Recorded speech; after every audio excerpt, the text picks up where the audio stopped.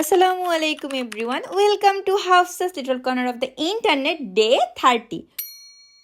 বিশ্বাস করো আমি কখনো ভাবিনি যে আমি টানা 30টা দিন ভিডিও আপলোড করতে পারবো। মাশাল্লাহ মাশাল্লাহ, তোমরা সবাই আমার জন্য দোয়া করো। আমি জানি আমি খুব হাবি যাবো ভিডিও বানাই, আসলে দেখার মতো না, বাট আমি এমনি বানাই।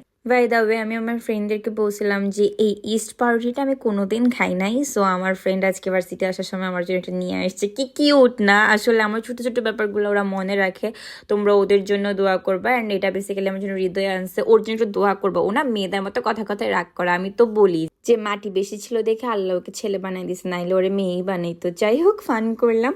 দেন আজকে আমার একটা এক্সাম ছিল, এক্সাম দিলাম। এক্সাম অত ভালো হয় নাই, এভারেজ। যাই হোক, আজকে আমার বাসায় হচ্ছে বরবটি সেদ্ধ করছে আর চিকেন করছে। বিশ্বাস করো ভাই, আমার ভার্সিটি যাওয়ার যে রাস্তা, মা যা অর্ধেক এমনিই ভাঙা জায়গা। যাই হোক, আর ঢাকা শহর এটা নাকি একটা দেশের রাজধানী।